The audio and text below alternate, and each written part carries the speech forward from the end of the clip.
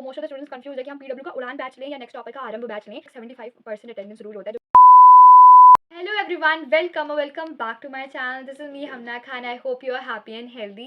So in this video I am going to tell you how to start your class 10th very effectively, as my class 10th is ending soon and I will be stepping in 11th soon. So I thought I should make a video for new 10th graders to start their class 10th very effectively. And so in this video I am going to tell you some most important tips and strategies to start your class 10th that I wish I could have knew these strategies before I was starting my class 10 so that I could have performed better, but now it's time for you to show. So let's begin this video from strategy number 1 or tip number 1. So that is from which you have to study, like from coachings or from self study or school. So basically you know all that some students prefer to study from coachings or tuition and some students prefer to study from self study. But in these two things only self study is common, like whether you go to tuitions or coachings or whether you only study from school, you have to do self study. That is the main thing, that is very important. But आप लोगों को self study के साथ साथ मतलब coaching आप लोग जाते हो, एवरीथिंग इज़, बट कुछ लोग जो होते हैं उन्हें कोचिंग मतलब ज़्यादा अच्छे से समझ में आता है ट्यूशन वगैरह में, सेल्फ स्टडी में और कुछ लोगों को नहीं पसंद आता और कुछ लोगों को पसंद आता है. So if you want to go to coachings and tuition so you can prefer that.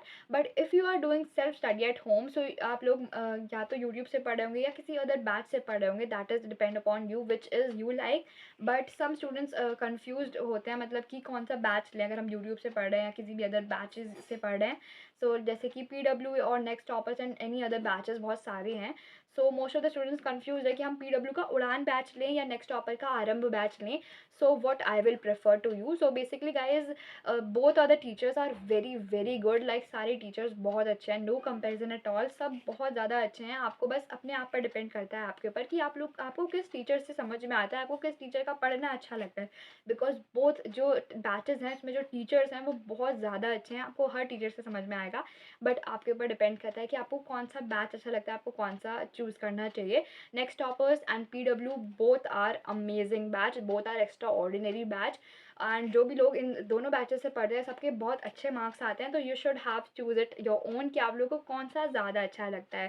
Because मैं ऐसे कोई बता नहीं सकती because every one is very better, like सबको सारे टीचर्स बहुत ज़्यादा अच्छे हैं. So now let's discuss about strategy number 2 और tip number 2, that is which book you have to take. मतलब कि लाइक अभी आप लोग 10th में आए हो एंड आप लोगों ने कोर्स वगैरह परचेज़ किया होगा. सो अभी आप कोर्स के साथ साथ कुछ लोग क्या करते हैं, guide books and sample paper ये सब कुछ ले लेते हैं. तो मेरी तरफ से तो मैं ये कहना चाहूँगी कि you should not take sample paper और any other guide book right now. Because sample paper तो बेसिकली इस वक्त बिल्कुल भी मत खरीदेगा. बिकॉज जो अभी ये जो न्यू बैच है क्लास 10 का, सितंबर में सीबीएसई इस बैच के लिए एक न्यू सैम्पल पेपर रिलीज़ करते हैं, हर सब्जेक्ट के सैम्पल पेपर रिलीज़ करते हैं और उन्हीं सैम्पल पेपर के पैटर्न को देखकर ही बोर्ड का पेपर बनता है उस साल का कि ये सीबीएसई का सैम्पल पेपर है. तो लोगों को मतलब बच्चों को आइडिया हो जाता है कि अच्छा ये सैम्पल पेपर रिलीज़ किया है तो इसी तरीके का पैटर्न आएगा बोर्ड में और यही इसी तरीके का आएगा, बस मतलब क्वेश्चन वगैरह लगेंगे. सो जो बड़ी ब्रांड्स होती हैं और सैम्पल पेपर वाला बनाने वाली कंपनियां होती हैं वो क्या करती हैं, वही सीबीएसई के पैटर्न वाले सैम्पल पेपर के बेस पर उसी के जैसा सेम पैटर्न के बहुत सारे सैम्पल पेपर बनाती हैं. लाइक फिर बहुत सारी बुक्स वगैरह लॉन्च होती हैं, जैसे 15 sample paper, 20 sample paper and etcetera etcetera. तो उस जो सितंबर का टाइम होगा तो जब मैं आपको प्रेफर करूँगी कि आप लोग कोई सैम्पल पेपर खरीदो या कोई भी ऐसी बुक खरीदो, that will be better. Because उस वक्त आपके लिए सीबीएसई ने सैम्पल पेपर निकाला होगा एंड उसी से आप उसी के पैटर्न पर बोर्ड का पेपर आएगा.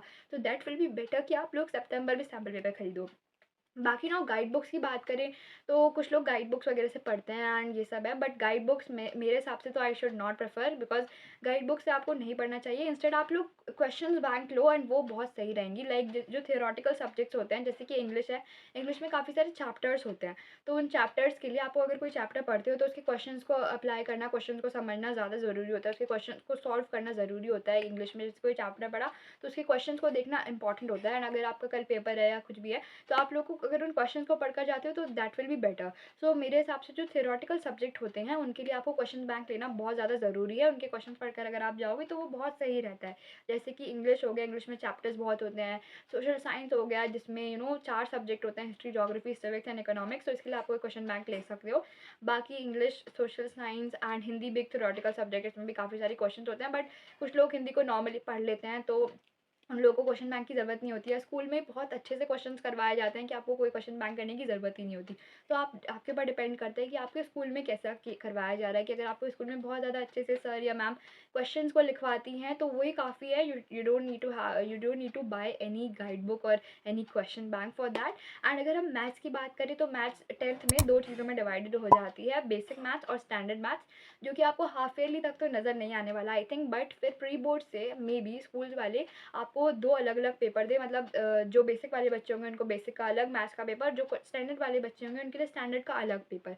तो ये मैं वीडियो अलग बनाऊँगी, बट स्टिल मैं आपको इतना बता देती हूँ, अगर आप स्टैंडर्ड मैथ्स के स्टूडेंट हो तो आपको थोड़ी मतलब हाई बुक लेनी चाहिए, थोड़ी ऐसी बुक लेनी चाहिए जिससे आप बहुत अच्छे से प्रैक्टिस कर पाओ, जैसे कि R D Sharma, R S Agarwal और एनसीईआरटी एग्जाम्पलर। ये बुक बहुत ज़्यादा अच्छी हैं, आप लोग इनसे स्टैंडर्ड मैथ्स वाले प्रिपेयर कर सकते हो। बट हाँ, इतनी सारी बुक लेने की ज़रूरत नहीं है, एक ही बुक से पढ़ो तो दैट विल बी बेटर। या तो आप आर एस अग्रवाल ले लो या आर डी शर्मा ले लो, इनसे प्रैक्टिस करोगे दैट विल बी इनफ। और बाकी बेसिक मैथ्स के लिए आई will prefer NCERT. NCERT is best, NCERT बहुत सही होती है, आप बस एनसीईआरटी से प्रिपेयर करो और लास्ट के टाइम पे सैम्पल पेपर की एक बुक खरीद लेना और सैम्पल पेपर अप्लाई करना। बट इस बार का जो मैथ्स का पेपर था, लाइक कल ही हुआ है पेपर, एंड आई चेक्ड कि स्टैंडर्ड एंड बेसिक दोनों का लेवल थोड़ा मॉडरेट था, मतलब इतना ईजी भी नहीं था और इतना हार्ड भी नहीं था।